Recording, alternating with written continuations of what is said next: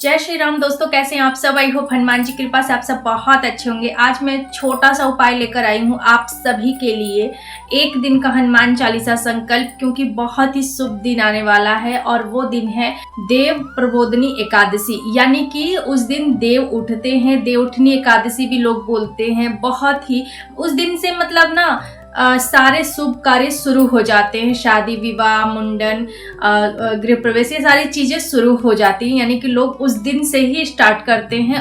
ऐसा माना जाता है कि 4 महीने के लिए जो चतुर्मास लगता है, इसमें भगवान विष्णु योग निद्रा में रहते हैं, यानी कि सोए रहते हैं, और देवउठनी एकादशी पर वो उठते हैं। तो उसी दिन से सारे मांगलिक कार्य शुरू हो जाते हैं, देव उठ जाते हैं। तो जब देव उठेंगे उस दिन अगर आप ये संकल्प लेके पाठ करेंगे तो आपकी कोई भी इच्छा जो कि अब तक पूरी नहीं हुई है वो जरूर पूरी होगी। देखिए, जिसने भी हनुमान चालीसा का संकल्प लिया है, हनुमान चालीसा पढ़ा है संकल्प लेके, उसकी इच्छा जरूर पूरी हुई है, 100% पूरी हुई है। मेरी खुद हुई है, और जितने लोगों ने भी किया उनकी इच्छा जरूर पूरी हुई है। किसी किसी को टाइम लगा है, लेकिन इच्छा सबकी पूरी हुई है। तो अगर हम किसी शुभ दिन पे ये उपाय करते हैं तो हमारे वो जो विश है वो पूरी होने के 100% चांस बढ़ जाते हैं। तो बहुत ही शुभ दिन है देवउठनी एकादशी, देव प्रबोधनी एकादशी। आप उस दिन करेंगे, 2 नवंबर को ये पड़ रहा है, दिन है रविवार। उस दिन आप ये उपाय करेंगे, यानी कि हनुमान चालीसा का संकल्प लेके पाठ करेंगे। कैसे करना है, चलो आपको आज सब कुछ बताएंगे इस वीडियो में। जितने भी मेरे नए व्यूवर्स हैं, जितने भी लोगों ने अभी तक हनुमान चालीसा का संकल्प के बारे में नहीं जानते हैं या फिर उन्होंने नहीं किया है, उनके लिए ये वीडियो है। सब कुछ बताएंगे इस वीडियो में, आप लोग बने रहिए। वीडियो आप लोग लाइक करें या ना करें, लेकिन जय श्री राम जरूर लिखिए, क्योंकि हनुमान जी को राम का नाम बेहद प्रिय है, और राम नाम लिखने से ही आपके आधे से ज्यादा कष्ट आपके दूर हो जाते हैं। आपके जो प्रॉब्लम है वो प्रॉब्लम सॉल्व हो जाएगी, और जो आपकी इच्छा है ना वो भी कमेंट बॉक्स में जरूर लिखिएगा, क्योंकि बहुत सारे लोग आपके कमेंट को रीड करेंगे, और ये कोई नहीं जानता है कि कब उनके जिह्वा पे सरस्वती निवास करेगी। यानी कि कहा जाता है कि 24 घंटे में एक बार माँ सरस्वती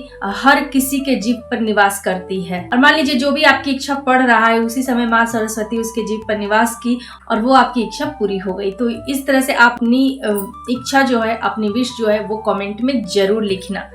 तो चलिए बताते हैं। सबसे पहले आपको देखिए, ये उपाय जो है ना, इसको नाइट में करना। नाइट में बहुत ही तेजी से फल देते हैं। ऐसा माना जाता है ना कि दिन सुबह से लेकर शाम तक वो राम की सेवा में उपस्थित रहते हैं हनुमान जी, तो भक्तों की पुकार वो नहीं सुन पाते हैं।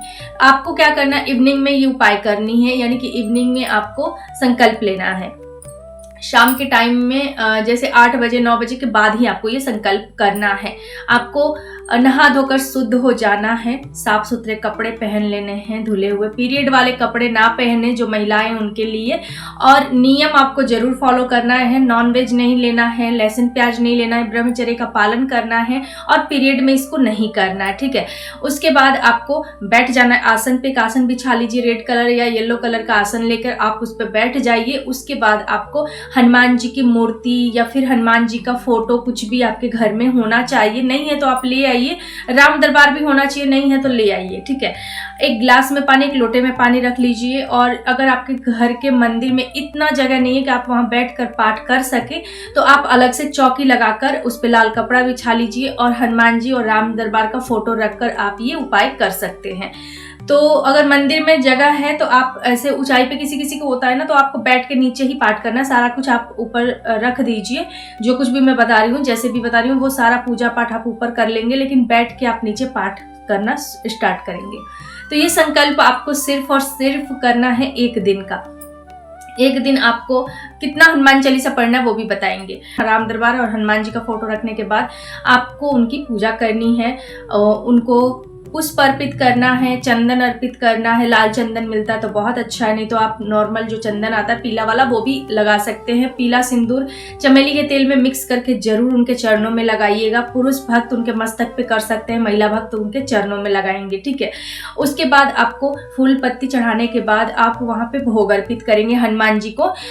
कुछ भी आप भोग ले लीजिए। लड्डू का अगर भोग लगाते हैं तो हनुमान जी को लड्डू का भोग बेहद प्रिय है। आप किसी भी लड्डू का भोग आप लगा सकते हैं। बूंदी हो, मोती चूर हो, या फिर क्या बोलते हैं, बेसन का लड्डू हो, आप भोग में रख सकते हैं।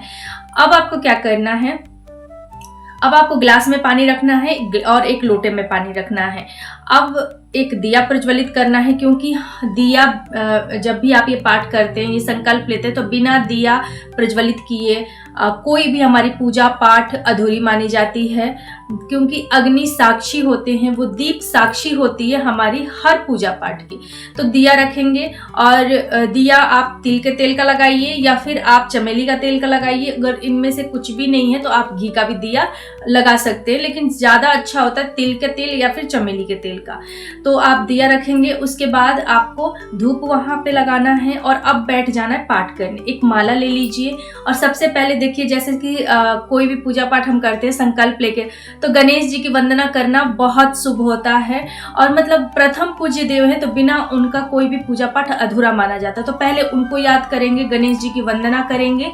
स्क्रीन पे आपके मंत्र शो हो रहा है, इस मंत्र से आप उनकी वंदना कर सकते हैं, कि 11 बार इस मंत्र को आप बोलकर उनका ध्यान कर सकते हैं गणेश जी का। उसके बाद आपको राम स्तुति का पाठ करना है या फिर एक माला करनी है राम नाम की। इन दोनों में से कुछ भी कर सकते हैं। राम स्तुति का पाठ कर लीजिए, जो हनुमान चालीसा की बुक है ना, उसमें आपको मिल जाएगी राम स्तुति। तो या तो राम स्तुति पढ़ लीजिए या फिर आप राम नाम का माला कर लीजिए, या फिर आप दोनों कर सकते हैं।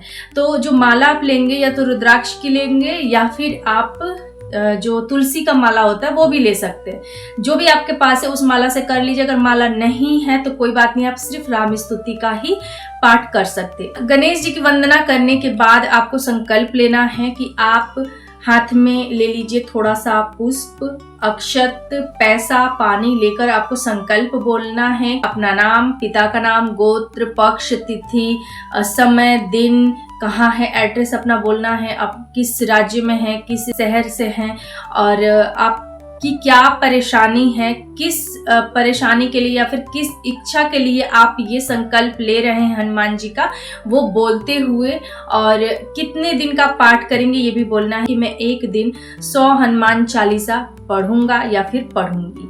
और इस तरह से आप बोलते हुए वो जो जल आपने लिया है वो हनुमान जी के चरणों में आपको छोड़ देना है। अब वो सिक्के का क्या करें, इस तरह के बहुत सारे लोगों के कमेंट आते हैं, तो वो मैं बताऊंगी आपको लास्ट में कि वो सिक्के का क्या करना है जो आपने संकल्प लिया है। तो अब आप राम स्तुति पढ़ना स्टार्ट करेंगे या फिर राम नाम का माला कर लीजिए, दोनों में से कुछ भी आप कर सकते हैं। उसके बाद आप 100 हनुमान चालीसा का पाठ करेंगे, दोहा के साथ आपको करना है। अब उसके बाद आपको क्या करना है, एक बजरंग बाण का पाठ करना है, एक हनुमान अष्टक का पाठ करना है और लास्ट में आपको आरती करनी। आरती आप कपूर से करेंगे, जो आपने दिया प्रज्वलित किया है उस दिए से आपको आरती नहीं करनी है। दूसरी आपको आरती लगानी है दिए प्लेट में या फिर दूसरा दिया लगा लीजिए, उससे आपको आरती करनी है। अब आपका ये पूरा पाठ कंप्लीट हो गया। ठीक है, जो पानी है, जो आपने प्रसाद रखा है उसका क्या करना है, पैसे का क्या करना है। तो देखिए, जो आपने प्रसाद रखा है ना, वो प्रसाद अब अगली सुबह में उठकर नहा धोकर पूजा पाठ करने के बाद वो प्रसाद आप सबको देने के साथ आप खुद भी मतलब ले सकते हैं वो प्रसाद। जो पानी है, जिसके नाम का आपने संकल्प लिया है, खुद के नाम का लिया है या फिर दूसरे किसी के नाम का लिया है, उसको आप वो पानी पिला देंगे, या फिर आपने खुद के नाम का लिया है तो आप खुद वो पानी पी लेंगे। सिक्के को आप ले जाकर मंदिर में जरूर दान कर दें 7 दिन के अंदर, या फिर आप जब आपकी विश पूरी हो जाती है तब आप ले जाकर वो सिक्का को मंदिर में रखाइए, दान कर दीजिए। जो दान पेटी होती है ना उसमें डाल दीजिए। और आप लोग जरूर इस देवउठनी एकादशी पे हनुमान चालीसा का संकल्प लेके पाठ कीजिए, हनुमान जी का उपाय कीजिए और जो भी आपकी इच्छा है वो हनुमान जी अवश्य पूरी करेंगे। आप सभी को जय श्री राम, जय हनुमान, हर हर महादेव।